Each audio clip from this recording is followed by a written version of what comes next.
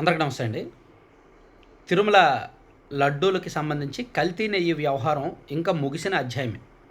3 రోజుల కిందట సిబిఐ నేతృత్వంలోని సిట్ ఏసీబీ కోర్టులో ఫైనల్ ఛార్జ్‌షీట్ దాఖలు చేసింది.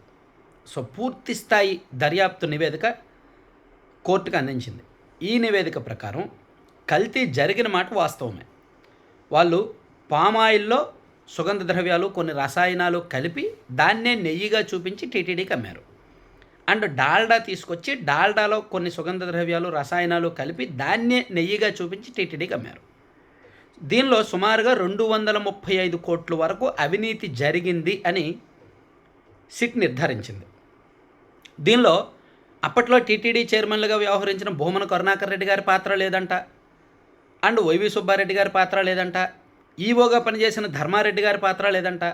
కేవలం వైవి సుబ్బారెడ్డి గారి దగ్గర పిఏగా పనిచేసిన చిన్న అప్పన్న అండ్ టీటీడీలో కొంతమంది ఉద్యోగులు అండ్ ఆ డైరెక్టర్లు, ప్రతినిధులు ఎవరైతే ఉన్నారో Bholebaba dairy, AR dairy, Vaishnavi dairy, వాళ్ళు మాత్రమే నిందితులుగా 36 మంది నిందితులుగా పేర్కొన్నారు. సరే, ఇదంతా అయిపోయింది కదా. ఇక్కడ ఒక కామన్ డౌట్ ఏంటంటే దీన్ని ఎంత పెద్దదిగా చూపించారండి. మీరు ఒక్కసారి 2024 సెప్టెంబర్ 19, సెప్టెంబర్ 20 తేదీల నేషనల్ మీడియా ఆర్టికల్స్ చూడండి. ఎన్డీటీవీ, రిపబ్లిక్ టీవీ, ఆజ్ తక్, ఇలా నేషనల్ మీడియా మొత్తం దత్తరిల్లిపోయింది. 2024 సెప్టెంబర్ 19వ తేదీ సాయంత్రం 5 గంటలకు చంద్రబాబు గారు ఎన్డీఏ ఎమ్మెల్యేలతో మీటింగ్ పెట్టి ఆ మీటింగ్లో ఆయన చేసిన కామెంట్ దేశవ్యాప్తంగా అండ్ ప్రపంచవ్యాప్తంగా ఉన్న తిరుమల శ్రీవారి భక్తుల గుండెల్లో ఒక రాయి పడినట్టు అయింది. యానిమల్ ఫ్యాట్ కలిసిందంట అనే మాట ఆయన వాడారు. యానిమల్ ఫ్యాట్ కూడా కలిపారంట అని. దాన్ని టీడీపీ సోషల్ మీడియాలోను అండ్ చంద్రబాబు గారి భజన కొన్ని ఛానల్స్లో ఆవు కొవ్వు, పంది కొవ్వు కలిసిన పదార్థాలతో నెయ్యి తయారు చేశారంట అని ప్రచారం చేశారు. ఒక వారం రోజుల పాటు దేశవ్యాప్తంగా ఇదే ప్రచారం మారుమోగింది. ఎన్డీడీబీ రిపోర్ట్స్ ఉన్నాయని, ఆ ల్యాబ్ రిపోర్ట్స్ అని, ఈ ల్యాబ్ రిపోర్ట్స్ అని, అంటే ఓవరాల్గా 2019 నుంచి 24 మధ్యలో తిరుమల వెళ్ళిన ప్రతి భక్తుల్లో కూడా ఒక భయం. అరే, మేము ఏంటి యానిమల్ ఫ్యాట్తో ఉన్న లడ్డూ తిన్నామా, పంది కొవ్వు కలిసిన లడ్డూ తిన్నామా, ఆవు కొవ్వు కలిసిన లడ్డూ తిన్నామా అనే ఒక భయం.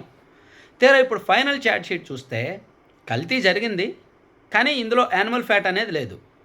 కల్తీ జరిగింది, కానీ ఇక్కడ చైర్మన్ పాత్ర, ఈవో పాత్ర లేదు.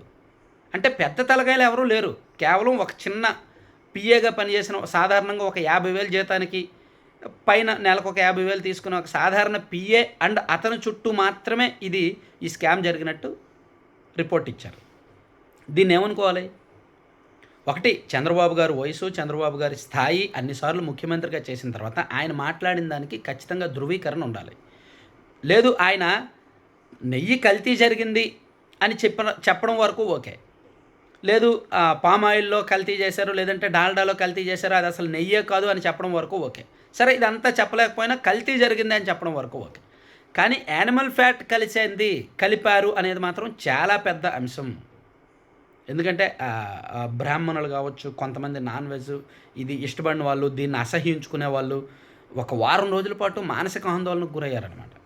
సో ఇప్పుడు అదంతా ఏమీ కాదు, జస్ట్ పామాయిల్ వాడారు అంతే, జస్ట్ డాల్డా వాడారు అంతే, అంతకుమించి ఇంకేం వాడలేదు అని చెప్పి ఫైనల్ రిపోర్ట్ ఇచ్చాను. సో అంటే నాకు కొన్ని అనుమానాలు అయితే ఉన్నాయి. దర్యాప్తు అయితే చట్టబద్ధంగా ముగించారు, కానీ చాలామందిలో ఈవెన్ తెలుగుదేశం పార్టీ క్యాడర్లో కూడా అండ్ సగటు మనిషిలో కూడా చాలా అనుమానాలు ఉన్నాయి. చైర్మన్కి తెలియకుండా ఇవన్నీ జరుగుద్దా, ఈవోకి తెలియకుండా ఇవన్నీ జరుగుద్దా, 235 కోట్ల కుంభకోణం ఇంత చిన్న స్థాయి వ్యక్తుల ద్వారా జరుగుద్దా, సో పెద్దవాళ్ళని ఎందుకు వదిలేశారు, అసలు ఆ స్థాయిలో చంద్రబాబు గారు మాట్లాడాల్సిన టాపిక్కేనా ఇది, ఆయన మాట్లాడారు అంటే నేషనల్ మీడియాలో అంత హైలైట్ అయింది అంటే దీని వెనక ఏదో పెద్ద కథ ఉండాలి కదా. సో అంటే ఆయన హైలైట్ చేశారు, హైలైట్ అయింది, ఆ తర్వాత ఎక్కడో దగ్గర రాజీ పడ్డారు. ఎందుకంటే నేను అనుకోవడం ధర్మారెడ్డి గారు సెంట్రల్ హోమ్ మినిస్ట్రీలో అత్యంత కీలకమైన విభాగంలో ఉన్నాడు. ఆయన 2017 నుంచి 2022 వరకు ఆయన కేంద్ర హోంశాఖలో పనిచేశారు. హోమ్ మినిస్టర్ అమిత్ షా గారి పేషీలో కీలకమైన పొజిషన్లో ఉన్నారు. సో ఈ కల్తీ నెయ్యిని ఎంత లోతుగా తవ్వితే ఆయన వరకు వెళ్తుంది. ఆయన అప్పుడు ఈవోగా ఉన్నారు కాబట్టి. సో ఆయన వరకు వెళ్తే ఆ తర్వాతే ఎందుకైనా ఈ టీటీడీ బోర్డు పాలక మండలి సభ్యులు కేవలం నిర్ణయం తీసుకుంటారు, దాన్ని అమలు చేసేది ఈవోనే. సో ఇక్కడ కల్తీ నెయ్యి వ్యవహారంలో పెద్ద పెద్దలు ఉండాలి, వాళ్ళ పాత్ర నిర్ధారించాలంటే ఫస్ట్ ధర్మారెడ్డి దగ్గరికి వెళ్ళాలి. ఆ తర్వాతే వైవి సుబ్బారెడ్డి గారు కావచ్చు, భూమన్ గారు కావచ్చు, వీళ్ళందరి వరకు రావాలి.